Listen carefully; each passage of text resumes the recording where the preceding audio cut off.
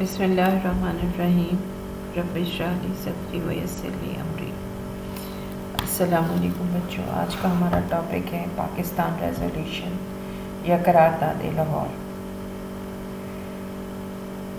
آل India Muslim league کا سالانہ جلسہ 23 مارچ 1940 کو لاہور کے تاریخی اقبال پارک، جس کو منٹو پارک کہا جاتا تھا، اس میں منعقد ہوا۔ قائد اعظم محمد علی جناح نے اس اجلاس کی صدارت کی۔ پورے بر صغیر سے بہت بڑی تعداد مسلمانوں کی اس جلسے میں شرکت کے لیے آئی۔ اجلاس میں قرارداد لاہور کے نام سے ایک قرارداد صوبہ بنگال کے رہنما مولوی فضل الحق نے پیش کی۔ حاضرین نے زبردست نعروں کے ساتھ اس قرارداد کو منظور کیا۔ مسلمانوں نے اپنی منزل کا تعین کیا۔ یہ ایک تاریخی دن تھا۔ اس دن کی یاد تازہ رکھنے کے لیے اقبال پارک میں بعد میں آزادی کے بعد مینار پاکستان بنایا گیا۔ اگر ہم قرارداد لاہور کے پس منظر کی طرف جائیں یا قرارداد پاکستان کی، اچھا ایک بات ذہن میں رکھنا بچوں، اکثر بچے قرارداد مقاصد اور قرارداد پاکستان کو گڈمٹ کر دیتے ہیں۔ تو یہ یاد رکھنا کہ قرارداد پاکستان قیام پاکستان سے پہلے منظور ہوئی، جس میں پاکستان کو مسلمانوں نے اپنی منزل قرار دیا، جبکہ قرارداد مقاصد قیام پاکستان کے بعد آئین کی تفصیلات طے کرنے کے حوالے سے لیاقت علی خان کے دور میں پیش کی گئی۔ تو یہ فرق آپ ذہنوں میں رکھنا۔ اکثر بچے پیپر چیک کرتے ہوئے میں دیکھتی ہوں کہ اس دونوں قرارداد مقاصد اور قرارداد پاکستان کو مکس کر دیتے ہیں۔ تو چلیں اب ہم اس کا پس منظر دیکھتے ہیں کہ کیا پس منظر تھا اس قرارداد کا۔ کانگریسی وزارتیں جو 1937 سے 39 تک رہیں، اس تمام دور میں مسلمان ہندو جبر سے اس قدر اکتا چکے تھے کہ انہوں نے سوچنا شروع کر دیا کہ اس ظلم و ستم سے تو بہتر ہے کہ مسلمان ہمیشہ ہمیشہ کے لیے ہندوؤں سے الگ ہو جائیں، جہاں وہ اپنے عقائد کے مطابق اور اسلامی تعلیمات کی روشنی میں زندگی بسر کر سکیں۔ اس قسم کی تجاویز اور ملتے جلتے خیالات جو ہیں وہ قائد اعظم کے گوش گزار کی جا رہی تھی، جس سے ظاہر ہو رہا تھا کہ اب قائد اس جد و جہد میں اس لشکر کی قیادت کریں گے۔ آپ نے مختلف اوقات میں مطالبہ پاکستان کی بازگشت سنی۔ اس کی تفصیل اگر ہم دیکھیں تو پاکستان کا جو مطالبہ ہے حقیقت میں پوری مسلم قوم نے بڑے غور و فکر کے بعد کیا۔ ایسا نہیں تھا کہ یہ مطالبہ وقتی طور پر کسی جذبے کے تحت یا غصے کی حالت میں کر دیا گیا ہو، بلکہ حقیقت یہ ہے کہ مسلم اکابرین 1857 کی جنگ آزادی کی ناکامی کے بعد مسلسل اس فکر میں تھے کہ مسلمانوں کو محفوظ، باوقار اور پرسکون ماحول کیسے فراہم کیا جائے۔ اگر مذہبی اعتبار سے دیکھیں تو مسلمان ایک الگ قوم تو تھے ہی، انہیں تحفظات دینے کی بات بھی ہوتی رہی، لیکن وہ اپنے مستقبل کے متعلق مطمئن نہیں تھے۔ کئی مسلم شخصیات نے جداگانہ مسلم مملکت کے قیام کی طرف اپنی تقریروں میں، تحریروں میں، رسالوں میں اشارہ دیا۔ اس حوالے سے جو اہم نام ہیں وہ سید جمال الدین افغانی، عبدالحلیم شرر، مولانا محمد علی جوہر اور خیری برادران کے نام خاص طور پر قابل ذکر ہیں۔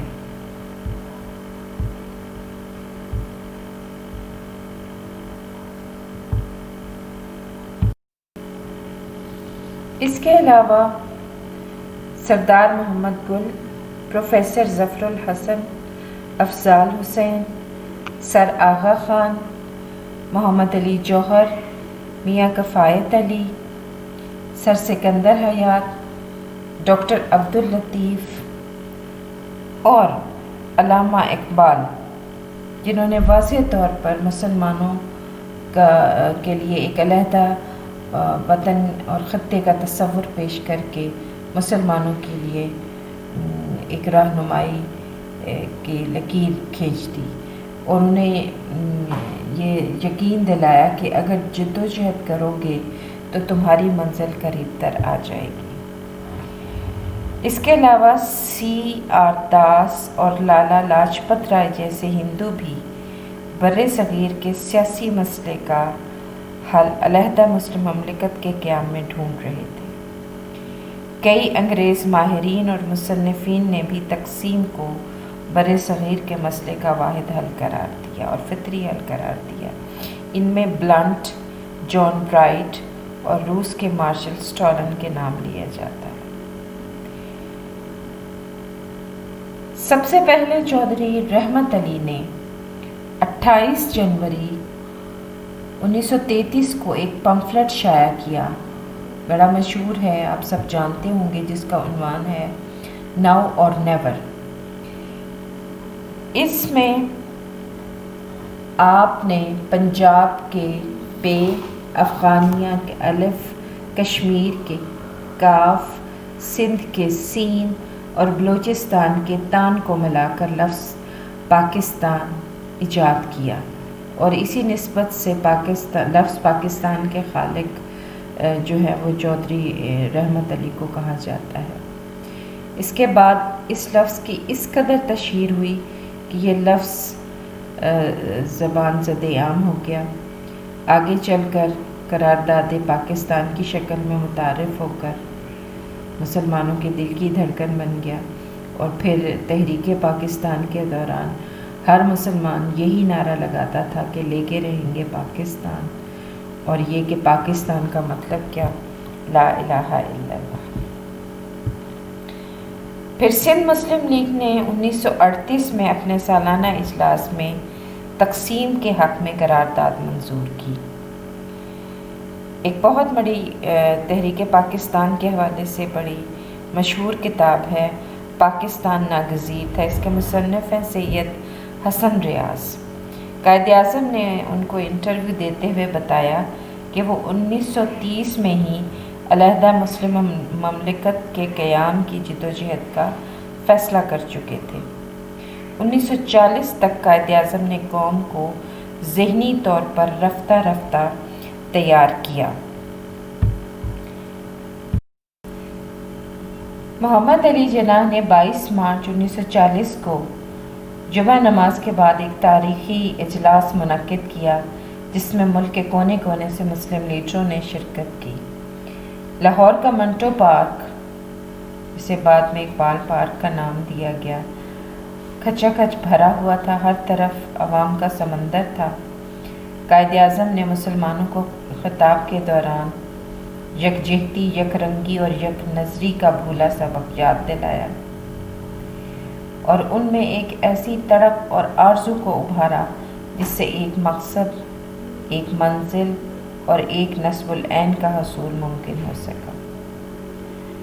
اپنے اس تاریخی خطاب میں آپ نے برعظیم میں آباد ہندوؤں اور مسلمانوں کے آپس کے تعلقات اور کانگریس کے ظلم و ستم اور مسلمانوں کے ساتھ ان کے امتیازی سلوک کا نقشہ بڑے مؤثر انداز میں بیان کر کے مسلمانوں پر واضح کر دیا کہ اگر آج بھی ہم بیدار نہ ہوئے تو اپنے آپ کو نہ پہچانا تو ہم کسی صورت بھی اپنی منزل تک رسائی حاصل نہیں کر سکیں گے۔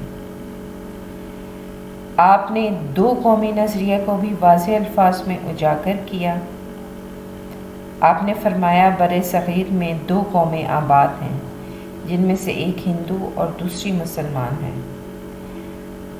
آپ نے کہا جو یہ سمجھ رہے ہیں کہ مسلمان ایک اقلیت ہیں، میں انہیں بتا دینا چاہتا ہوں کہ مسلمان ایک گروہ یا اقلیت نہیں بلکہ یہ بھی دوسروں کی طرح ایک قوم ہے جو ہندوؤں سے بالکل مختلف ہیں، کیونکہ ان کا رہن سہن، بود و باش، تہذیب و تمدن، مذہب اور عبادات، ادبیات، کھانا پینا، سوچ کے انداز ایک دوسرے سے مختلف ہیں۔ اس لیے مسلمان اور ہندو دو الگ مذہب ہی نہیں بلکہ دو جداگانہ نظام حیات ہیں۔ مسلمانوں کے لیے گائے ایک حلال جانور اور وہ اس کا گوشت کھاتے ہیں، جبکہ ہندو اسے مقدس جانور سمجھ کر اس کی پرستش کرتے ہیں۔ اسی طرح دوسری باتوں میں بھی دونوں ایک دوسرے سے مختلف ہیں۔ مسلمان من حیث القوم ایک الگ تشخص رکھتے ہیں جس کی مثال ملنا مشکل ہے، لہٰذا ان میں اتنے اختلافات کے ہوتے ہوئے بھی اگر ان کو اکٹھا اور ایک جگہ رہنے دیا جائے تو پھر سوائے خرابی اور بگاڑ کے کچھ ہاتھ نہیں آئے گا۔ ان حالات میں مسلمانوں کے لیے ایک ایسا علیحدہ خطہ درکار ہے جہاں وہ اپنی مرضی اور آزادی سے مذہبی رسومات اور عبادات ادا کر سکیں، مکمل آزادی سے اپنے عقائد کے مطابق سیاسی، معاشی، معاشرتی اور مذہبی زندگی گزار سکیں۔ بر صغیر ایک ملک نہیں اور ہندو مسلم تنازع فرقہ وارانہ نہیں بلکہ بین الاقوامی مسئلہ ہے جس کا حل بر صغیر میں ایک سے زیادہ ریاستوں کا قیام ہے۔ متحدہ بر صغیر میں مسلمانوں کے حقوق محفوظ رہنے کا امکان نہیں۔ انہوں نے مختلف ملکوں کی تقسیم کی مثالیں دیتے ہوئے یہ بھی بتایا کہ برطانیہ سے آئرلینڈ الگ ہوا، نیز چیکوسلواکیہ بھی تقسیم کے نتیجے میں قائم ہوا۔ ایسے میں اگر جنوبی ایشیا کو تقسیم کر کے مسلمانوں کو جداگانہ مملکت بنانے کا حق دے دیا جائے تو یہ فیصلہ پوری طرح تاریخی، منطقی اور جائز ہوگا۔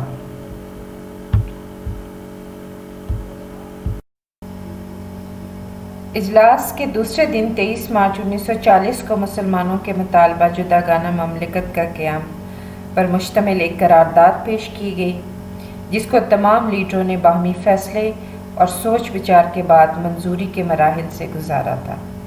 اس میں جو درج تھا اس کی عبارت کچھ یوں تھی کہ آل انڈیا مسلم لیگ کے اس اجلاس کی رائے میں کوئی آئینی منصوبہ اس وقت تک قابل عمل یا مسلم لیگ کے لیے قابل قبول نہ ہوگا جب تک اسے مندرجہ ذیل بنیادی اصولوں کی روشنی میں تیار نہ کیا جائے، یعنی جغرافی لحاظ سے متصلہ علاقے خطے بنا دیے جائیں۔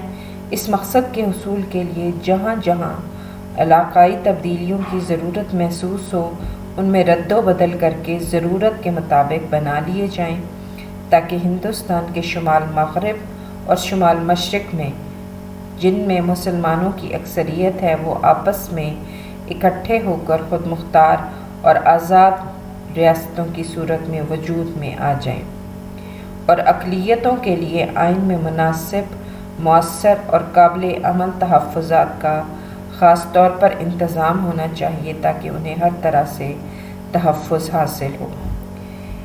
یہ قرارداد جس کا متن میں نے ابھی پڑھا، یہ بنگال کے وزیر اعلیٰ ابوالقاسم فضل حق نے پیش کی۔ اس کی تائید چودھری خلیق الزمان نے کی۔ بعد میں دوسرے صوبوں سے آئے ہوئے مسلمان نمائندوں نے اس کی تائید میں اپنے اپنے خطاب میں اس قرارداد کو مسلمانوں کی منزل مقصود قرار دیا۔ ان میں یو پی سے بیگم مولانا محمد علی جوہر، مولانا عبدالحامد بدایونی، ظفر علی خان، ڈاکٹر محمد عالم، سر عبداللہ ہارون، سردار اورنگزیب خان، قاضی محمد عیسیٰ، نواب محمد اسماعیل، آئی چندریگر، سید عبدالرؤف شاہ قابل ذکر ہیں۔ بچے یہ نام میں آپ کو اس لیے بتا رہی ہوں کہ بعض اوقات اس حوالے سے شارٹ کویسچن بھی آ جاتا ہے کہ قرارداد کی تائید میں کس کس نے جو ہے تقریر کی یا کس کس نے تائید کی۔ اچھا، اس میں صرف بیگم مولانا محمد علی جوہر نے اپنے خطاب میں لفظ پاکستان کا تذکرہ کیا۔ یہ بھی آپ کا شارٹ کویسچن ہو سکتا ہے۔ یوں تو چودھری رحمت علی نے اپنی تقاریر اور تحریروں کے ذریعے سے پاکستان کا لفظ کافی متعارف کرا دیا تھا، جس کا ہندو کافی مذاق بھی اڑاتے تھے اور اس کو مذاق خیز چیز سے تشبیہ دے کر اس کا استہزاء کرتے تھے، لیکن یہ لفظ اب مسلمانوں کے دل میں اتر چکا تھا۔ قرارداد کا منظور ہونا تھا کہ ہندو پریس اور ہندو قائدین نے مطالبے کے خلاف اظہار رائے کرنا شروع کر دیا۔ قرارداد کے خلاف پروپیگنڈا کیا گیا۔ گاندھی اور ہندوؤں نے خاص طور پر قرارداد کی مخالفت کرتے ہوئے اسے قطعاً مسترد کر دیا۔ مسلم لیگ قرارداد لاہور پکار رہی تھی، لیکن ہندو پریس نے طنزاً اسے قرارداد پاکستان لکھنا شروع کیا۔ مسلمان قائدین نے نئی اصطلاح کو انہی لوگوں سے اپنایا اور آج سے قرارداد پاکستان ہی کہا جاتا ہے۔ مولانا شبیر احمد عثمانی، مولانا اشرف علی تھانوی، مولانا ظفر احمد انصاری وہ علماء تھے جنہوں نے اس قرارداد کا بھرپور ساتھ دیا۔ برطانوی پریس نے اس کو کوئی اہمیت نہ دی۔ عام تصور یہ تھا کہ تقسیم کی تجویز مسترد ہو جائے گی، لیکن مسلمانان بر صغیر نے اپنے مستقبل کا فیصلہ کر لیا تھا۔ انہیں اس بات کا اندازہ ہو گیا تھا کہ یہی وہ منزل ہے جس میں ان کے بنیادی حقوق کا تحفظ پنہاں ہے۔ اس قرارداد کی بدولت مسلمان دیوانہ وار اپنے مقصد کے حصول کی خاطر جان و مال کی پرواہ کیے بغیر آگے بڑھے، اور قرارداد نے لفظ جو پاکستان کو جنم دیا، جس نے تمام مسلمانوں کے دلوں میں اس قدر گہرا اثر کیا کہ اس کی بدولت ان کے آپس کی دوریاں ختم ہو گئیں، اختلافات مٹ گئے، اور وہ ایک مقصد کے حصول کی خاطر تمام ہندوستان میں ایک متحدہ قوم کی طرح اکٹھا ہو گئے، اور ان کے دل ایک مقصد کے حصول کی خاطر ایک ساتھ دھڑکنے لگے۔ یہ اس قرارداد کا ہی جادو تھا جس نے انگریزوں اور ہندوؤں کے طلسم کو چکنا چور کر دیا، اور مسلمانوں کو انگریزوں اور ہندوؤں کے ظلم و ستم سے نجات مل گئی۔ مسلمان چونکہ واقف ہے خلاف